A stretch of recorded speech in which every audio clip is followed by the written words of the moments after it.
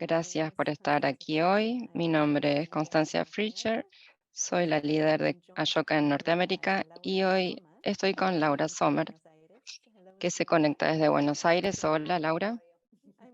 Hola, ¿cómo estás? Bien, gracias por estar con nosotros.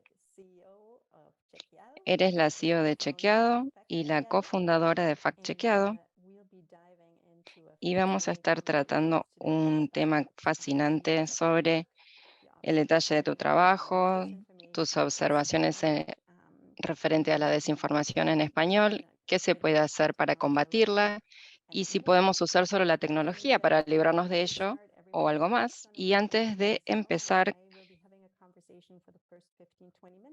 vamos a tener una conversación de unos 15-30 minutos. Después vamos a pasar a la sección de preguntas. Pueden ver la sección de preguntas y respuestas en sus pantallas y ahí pueden ingresarlas a medida que progresa la conversación. Vamos a comenzar entonces. Laura, eres una abogada, una periodista galardonada y también la pionera de verificación de datos en Latinoamérica. La ONG que fundaste, Chequeado, trabaja en 17 países en el continente. Es una red muy dinámica de salas de redacción, reporteros, estudiantes que quieren verificar los datos y mucho más de forma rápida. Comencemos con un poco de contexto. ¿Qué debe saber nuestra audiencia sobre cómo trabaja la desinformación? Trabajamos con Chequeado desde hace 12 años, cuando el fenómeno de la desinformación no estaba en la agenda, y vimos en ese momento que la gente precisa tener mejor información para tomar decisiones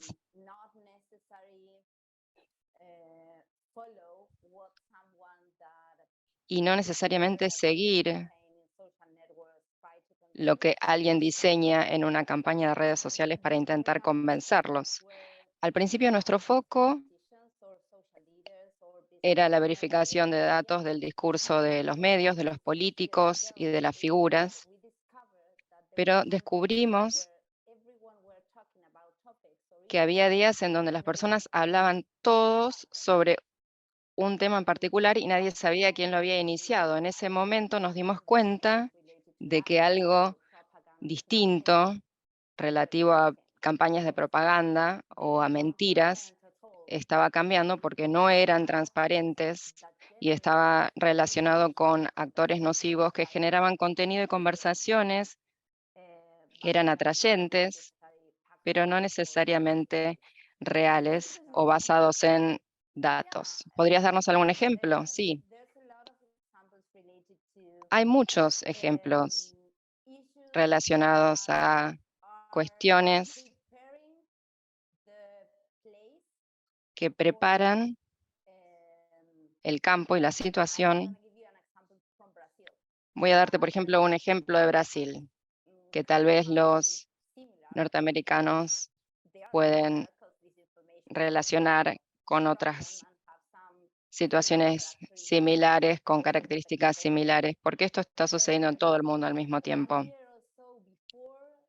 Un año o algo así antes de la última elección de Brasil, del presidente anterior, Jair Bolsonaro, él comenzó a criticar el sistema electoral diciendo que no era necesario, que el sistema no era necesariamente fidedigno, que no era confiable. En los Estados Unidos, Trump también dijo algo similar. Y comenzaron así con una narrativa que en realidad había comenzado antes. Lo que sucedió es que comenzamos a ver la narrativa, el contenido.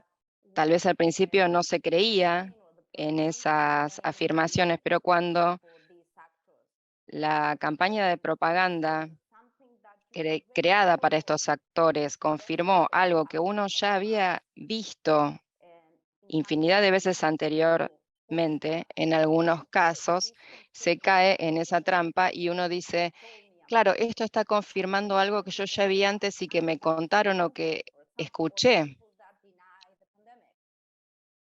Lo mismo sucedió en casos, por ejemplo, con las personas que negaban la pandemia. Es decir, se prepara el campo y cuando efectivamente la persona actúa, uno termina diciendo, esto confirma lo que ya escuché antes.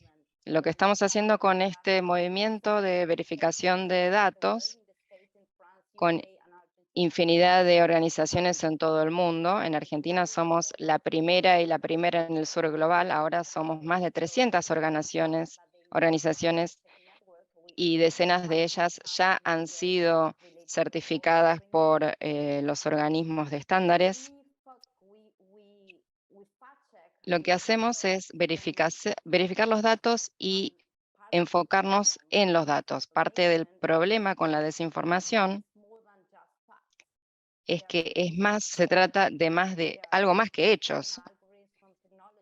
Hay emociones involucradas, hay tecnólogos que están trabajando allí y siempre estamos repitiendo esa información y parte del desafío es que tenemos que tener múltiples soluciones, no solo una.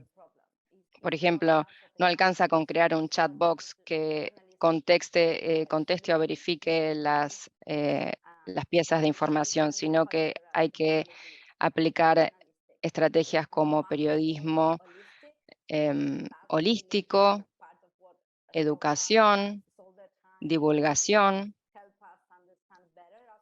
para que nos ayude a entender mejor el contexto. Y desde Chequeado tratamos siempre de construir redes que no sean solamente redes de periodistas o de periodismo.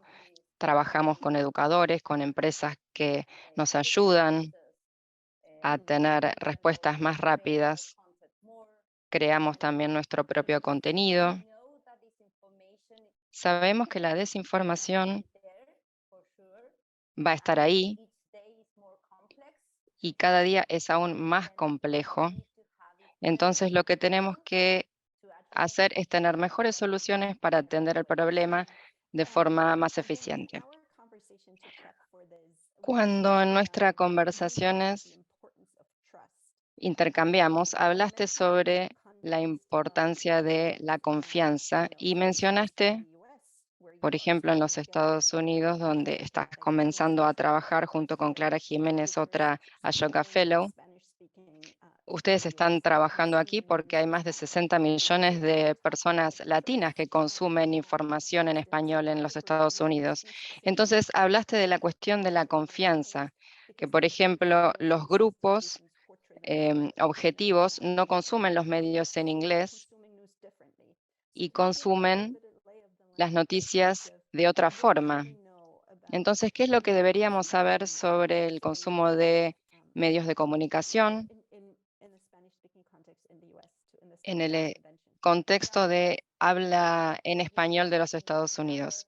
Sí, lo que aprendimos en nuestro contexto en Latinoamérica y junto con Clara Jiménez y su organización en España es que la población latina no necesariamente está consumiendo la información del mismo modo que otros norteamericanos promedio. Una de las razones es que hay mucho contexto que circula en WhatsApp, una meta empresa como Instagram o Facebook, que permite que las personas que vivan fuera o en otros países continúen estando en contacto gratis con sus familiares o conocidos, porque WhatsApp permite el envío de mensajes gratis 24 horas, se puede compartir texto, video, audio, noticias, y eso para muchos es algo muy distinto que un SMS, un mensaje de texto. En nuestros países el SMS es algo caro, costoso. Uno de los focos de fact-chequeado, el proyecto que lanzamos el año pasado en los Estados Unidos, es que necesitamos estar en las plataformas y los lugares donde la población latina ya está consumiendo contenido. Si no estamos en el lugar donde están ellos, los perdemos. Y eso aplica no solo para WhatsApp. Los latinos en los Estados Unidos consumen mucho contenido en YouTube y otras plataformas como TikTok o Instagram. Entonces necesitamos crear un medio que no necesariamente se base exclusivamente en contenido basado en datos en texto, porque los textos son necesarios pero no suficientes para atender a las necesidades de esta población. Antes te pregunté cómo realizan la verificación de datos y mencionaste otro fenómeno en una conversación que tuvimos anteriormente.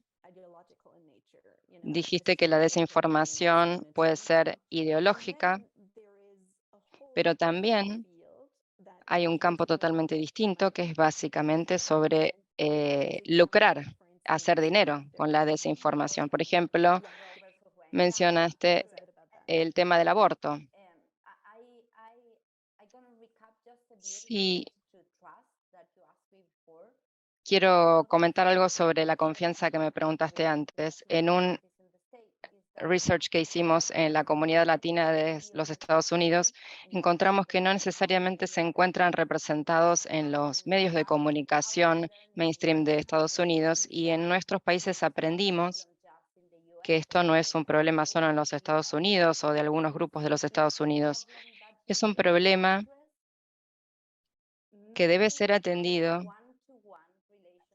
haciendo una especie de relación uno a uno con esas personas. Entonces, lo que intentamos construir con Fact Chequeado es que tenemos un chat box donde las personas nos reenvían información, imágenes que encuentran o nos hacen preguntas, y nosotros lo verificamos porque necesitamos construir una comunidad que nos ayude a expandir la información verídica cuando la mala información y la desinformación comienza a circular. Nuestra estrategia es escuchar más y tener una conversación con esas personas preguntándoles qué es lo que les preocupa, y no necesariamente trabajamos con la agenda tradicional, antigua, de escribir noticias. Estos son los temas importantes y el resto no me importan. No, no es así como trabajamos, sino que intentamos ir un poco más allá, porque eso no es suficiente para nosotros. Tenemos que tener esos dos niveles de conversación, con el ciudadano y con los medios, pero realinearlos para recuperar la confianza en los medios. Y ahora voy a seguir con lo que me dijiste. Sí, una preguntita más sobre eso. Para hacerlo, construyen redes que están cerca de las personas. Quisiera saber quiénes son parte de la red. Lo que vimos en nuestros países y en los Estados Unidos, que es un país enorme, es que no hay un solo perfil de latino. Hay decenas o tal vez cientos de perfiles. No son iguales los mexicanos en un lugar que en otro, o los puertorriqueños, o el que se mudó para hacer un máster, o el que está trabajando infinidad de horas al día y que en su casa quiere divertirse un poquito con las redes. Lo que estamos tratando de hacer es construir una red con distintos medios que están produciendo contenido en español, o algunos que lo quieren hacer. Y hoy en día tenemos 37 socios en 15 estados, además de Puerto Rico, que nos ayudan a convocar a nuestra sala de redacción todo el tiempo las conversaciones que vieron en sus chat groups, en sus medios, en sus lugares, en su redacción, en sus medios que les quedan más cerca, ya sea salas de prensa pequeña o grandes como Univision y otros gigantes. Tenemos Enlace Latino, por ejemplo, de North Carolina, que tiene solamente 2 reporteros, o la esquina de Kentucky, que tiene una solo. Entonces, lo que necesitamos es saber más sobre esas distintas comunidades, ya sean grandes o pequeñas, para preparar piezas y artículos, pero también explicaciones sobre los temas que le preocupan. Y antes me preguntaste por qué la desinformación es tan terrible en algunas partes. Es porque hay personas que están tratando de ganar poder o dinero con la desinformación. El ejemplo con el aborto es que vimos la misma narrativa después del caso famoso de Roe versus Wade en los Estados Unidos. En Argentina vimos algo parecido cuando el Congreso aprobó la ley del aborto, o en Colombia cuando debatieron el tema. Mencioné eso cuando hablamos sobre el aborto y vimos distintas personas de distintos grupos, incluidos religiosos, discutiendo el tema mm, con información que no estaba basada en datos, y también había personas y grupos tratando de hacer dinero, utilizando ese impulso, esa narrativa de forma lucrativa. En TikTok, la semana posterior, después de la sentencia de Roe versus Wade, vimos personas que estaban intentando vender remedios, hierbas, medicinas para practicar abortos, diciendo no se necesita necesariamente ir a un lugar donde practiquen la práctica del aborto. Simplemente comprando este producto lo pueden hacer por sí mismos, y eso obviamente es muy peligroso, pero también había personas que estaban queriendo solamente ganar dinero. Lo mismo ocurrió con el COVID, ¿verdad?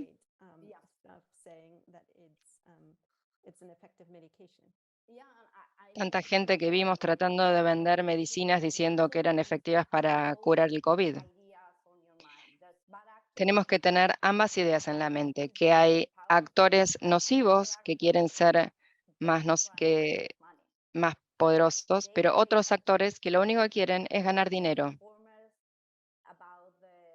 Y hoy en día hay desinformantes sobre la pandemia del COVID, y 2 meses después sobre otro tema.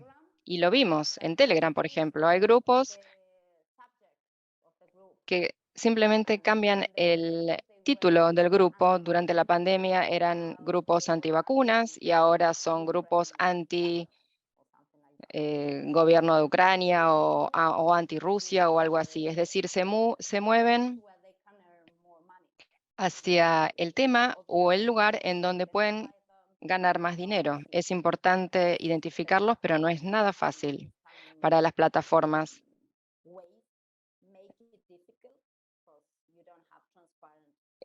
Es difícil porque no existe transparencia sobre infinidad de cuentas, sobre avisos publicitarios que publican contenido.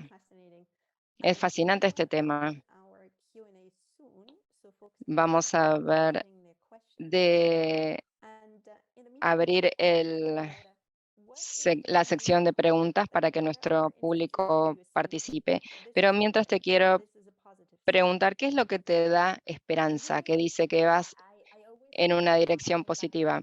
Siempre repito algo que me enorgullece. En Argentina, cuando un político o un empresario o un líder social decía algo, por ejemplo, una afirmación que decía, Argentina tiene menos pobreza que Alemania. Obviamente no, tenemos más pobreza en Argentina que en Alemania. Pero lo que comenzaba a suceder en casos así es que al mismo momento que un ministro, por ejemplo, decía eso, había personas diciendo, ¿esto ya está verificado? Por favor, chequeado. ¿Lo verificaron? necesitamos saber más sobre esto.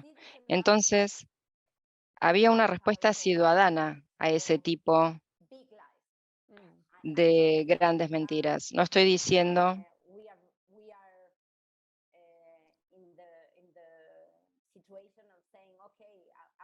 que nosotros estemos en una situación en donde podamos decir, bueno, nuestro trabajo ya está hecho, todos saben lo que es la desinformación. No, no, no, no. Lo que digo es que creamos mucha más información y alerta relacionado al problema que años anteriores, y también creamos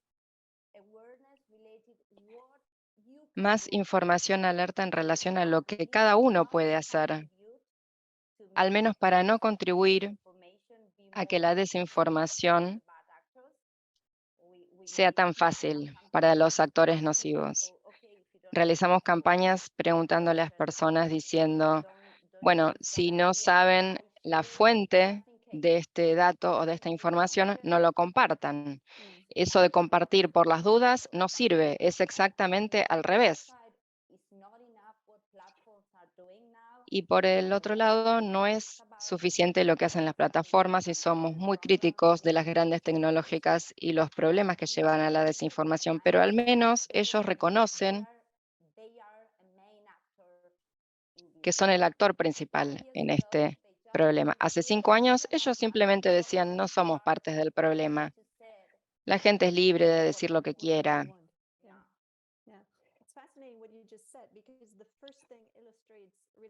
Lo primero ilustra lo que dijiste antes, que es un problema que no se puede resolver solo con la tecnología y requiere un cambio de mentalidad, que las personas comiencen a estar alertas y sepan que esto sucede y no tomar la información como viene simplemente, sino ser responsables y decir, ¿es esto correcto? Antes de compartirlo o diseminarlo. Y otra pregunta relacionada con las plataformas de las redes y de los medios, y quisiera preguntar cuál es la diferencia entre la desinformación en inglés y en español. Siempre repito que la desinformación es un problema global, pero en el sur, y esto también aplica a la comunidad eh, de habla española en los Estados Unidos, es que a nadie le importa tanto la desinformación que no está en inglés. No se gasta tanto dinero para verificarla. Tampoco hay necesariamente personas que ni siquiera se puedan dar cuenta de cuáles son las keywords, las palabras claves relativas a las campañas o a la desinformación. En algunos casos hay herramientas que nos permiten, por ejemplo, herramientas de inteligencia artificial que no son suficientemente buenas en español o idiomas que no son inglés. Algunos años atrás necesitábamos transcriptores. Si teníamos un video de 20 minutos y debíamos verificar los datos, se necesitaba tener acceso a un transcriptor o a una transcripción rápido para poder analizarlo. Y esas herramientas en inglés eran excelentes y en español realmente no eran buenas. Todo el tiempo todo el tiempo tuvimos en mente que al lanzar fact-chequeado en los Estados Unidos, debíamos poner en la agenda que la información que no estaba en inglés es un gran problema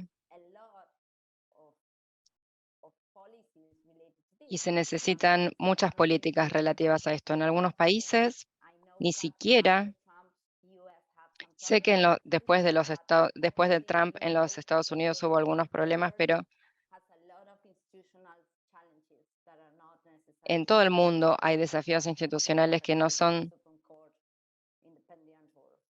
lo que sucede específicamente en los Estados Unidos, la división de poderes, una Corte Suprema. Siempre repetimos que necesitamos saber más sobre la desinformación, hacer más investigación, inversiones, involucrar a la academia, tener mejores datos y desarrollar nuevas soluciones y tecnología, porque nada relativo a las comunidades latinas en los Estados Unidos deja de ser importante. Y el hecho y nuestro objetivo es contribuir a ello, intentar analizar y tener una mejor idea sobre cuáles son los desafíos principales relativos a la desinformación en la comunidad latina de los Estados Unidos. Gracias. Aquí tenemos otra pregunta interesante y es el rol de los jóvenes, los nativos digitales, para participar en el combate a la desinformación. ¿Qué es lo que ves allí? ¿Hay indicadores que te dan esperanza? Sí. Cuando comenzamos a trabajar años atrás en este campo, había una idea de que los jóvenes tenían más dificultad en identificar este tipo de desinformación que los adultos. Los seniors, que no son necesariamente nativos en las redes digitales, tienen más problemas, no solo porque no saben cómo usar filtros o Photoshop que te permiten preparar una historia o una imagen que no es real, sino también porque si eres más viejo, más grande, tienes más sesgos y más prejuicios y no necesariamente eres más abierto para reconocerlo. Parte de lo que vemos es que las generaciones más jóvenes son más abiertas a reconocer que estaban equivocados o pueden reconocer cometí un error y lo puedo corregir. Y eso nos da esperanza. No estoy diciendo con esto que todos los jóvenes ya están alertas o informados o que están en la misma página que queremos que estén. Hay otros jóvenes que pasan horas y horas siguiendo lo que el algoritmo de las redes y de YouTube les sugieren y a veces empiezan a creer en todo ese contenido que se les muestra y en las teorías conspirativas. Aquí nos preguntan, ¿puedes describir las distintas? La pregunta es, ¿hay algo que sea peculiar sobre YouTube y otro que sea alguna otra cosa que sea especial de TikTok, por ejemplo? Lo que vemos es no tenemos suficiente contenido. En estos últimos meses hemos creado más de 400 artículos y explicaciones. Tenemos que tener más contenido para tener una mejor respuesta a esta pregunta, pero parte de lo que vimos es que TikTok tiene muchos desafíos, challenges. Los que tienen una cuenta de TikTok sabrán de qué hablo. Y uno de los problemas más importantes es que algunos challenges incluyen en algunos casos medicinas, remedios, medicamentos. El último está relacionado con un challenge, un desafío que le pedía a los jóvenes mexicanos que no duerman y les pedían que tomen un medicamento para mantenerse despiertos. Eso es un gran problema. No vemos necesariamente eso en YouTube porque YouTube tiene políticas más fuertes, si bien no transparentes, pero sí más fuertes relativas a los contenidos relacionados con salud o medicamentos o remedios. Y una pregunta más que quisiera transmitirte es sobre cómo la organización obtiene el fundamento, el financiamiento, es decir, quiénes lo financian. Esto es parte de nuestro signo distintivo entre otras organizaciones de medios. Desde el principio hasta que creamos la organización, dijimos, Nadie puede darnos un montón de dinero, pero muchos pueden darnos un poquito. Desarrollamos ese modelo para ser independientes y tener autonomía, autonomía editorial y no depender de alguien que nos dijera,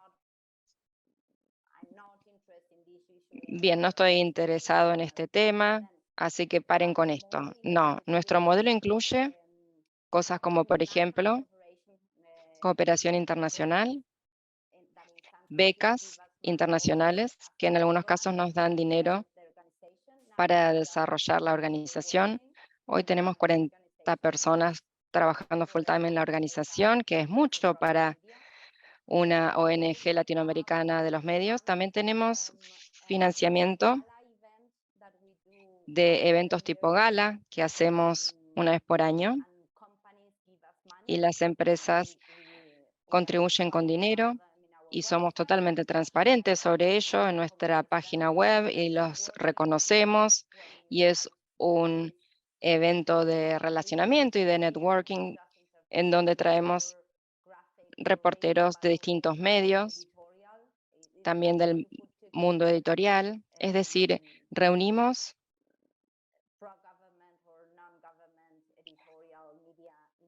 medios editoriales a favor y en contra del gobierno al mismo tiempo y en el mismo lugar para pasarla bien y cooperar juntos. También tenemos campañas de financiamiento de crowdfunding desde el público que nos apoyan porque quieren tener mejor información y entienden la relevancia que tiene esto para sostener las democracias y están interesados en nuestra misión. Y también recibimos fondos de nuestras propias actividades, que son capacitaciones o contenidos que creamos para otros medios y decidimos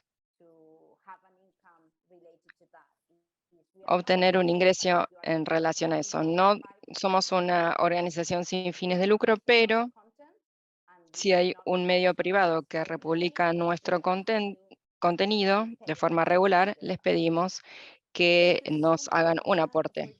Muchas gracias, Laura, por tanta información detallada de tu trabajo para combatir la desinformación en español. Muchas gracias a todos por estar aquí hoy. Nos veremos pronto la semana que viene. Gracias, Laura, que tengas un gran día. Gracias a ti, a Shoka y a todos por la bienvenida. Gracias.